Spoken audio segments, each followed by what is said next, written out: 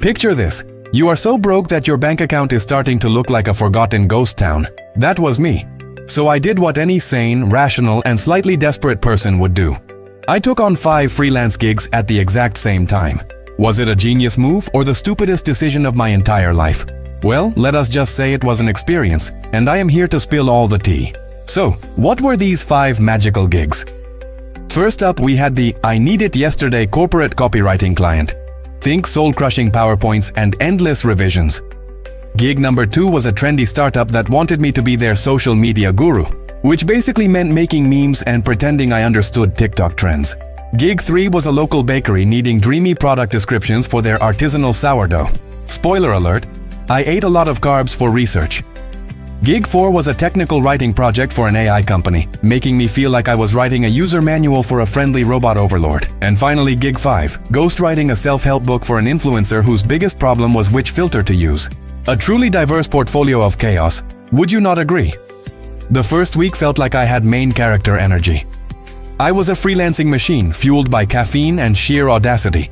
I was juggling deadlines, hopping between client calls, and my calendar looked like a game of Tetris gone horribly wrong. I thought, this is it. This is how you conquer the freelance world. I was making more money in a week than I used to in a month. But here is the thing about flying too close to the sun with 5 freelance gigs strapped to your back. You are going to get burned. By week 2, the cracks started to show. I mixed up the tone of voice for the AI company with the bakery. Imagine a robot manual that suddenly starts describing data processing as fluffy and light, with a hint of artisanal craftsmanship. Not my proudest moment. I was forgetting meetings, my creativity was completely drained, and sleep became a distant, beautiful memory. I was not just burning out, I was a full-blown dumpster fire. Have you ever felt that way? Like you have bitten off way more than you can chew, and now you are just choking on ambition? This is where the real lesson began. I realized that more is not always more. The goal is not to have the most clients. The goal is to have the best clients for you. So I had to make some tough decisions. I had to let some gigs go, but how do you decide which ones to keep? I developed a system I call the Freelance Freedom Matrix. It is not as fancy as it sounds. It is basically a spreadsheet. On one axis, I ranked each gig by how much it paid per hour. On the other axis, I ranked it by how much I genuinely enjoyed the work and the client relationship. This is crucial. Your sanity is worth more than any paycheck. Let's break down the winners and losers. The corporate copywriting gig? High pay. But it was draining my will to live. Every email felt like a tiny paper cut to my soul. That was the first to go. The influencer's self-help book? Decent pay. But the client was so demanding it felt like I was their personal therapist, life coach, and assistant all rolled into one. Another cut. I was not being paid enough to manage someone else's existential crisis. Now for the winners. The bakery. The pay was not the highest, but the client was an absolute dream. They trusted my creativity, paid on time, and sent me free pastries. That is a win-win-win. This gig scored high on the joy axis. The next winner, surprisingly, was the AI technical writing. Why? Because it challenged me, the pay was solid, and the work was clear-cut.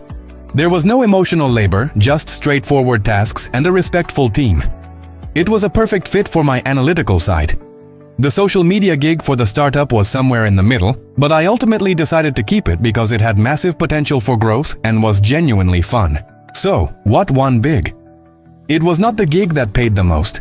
It was the combination of gigs that offered the best balance of income, personal satisfaction, and growth potential. The big win was clarity. I learned that my ideal freelance career was not about working myself to the bone. It is about strategic partnership. I ended up with 3 clients instead of 5. I was making almost the same amount of money, and I had my life back. Here is my actionable advice for you if you are ever tempted to juggle a million things at once. First, before you say yes to any new project, run it through your own freedom matrix. How much does it pay relative to the effort, and how much will it contribute to your well-being? Second, automate everything you possibly can. Use project management tools like Asana or Trello, invoicing software like FreshBooks, and AI assistants for drafting emails. In 2025, if you are not using AI to streamline your admin, you are working harder, not smarter. Third, and this is the most important tip, define your enough.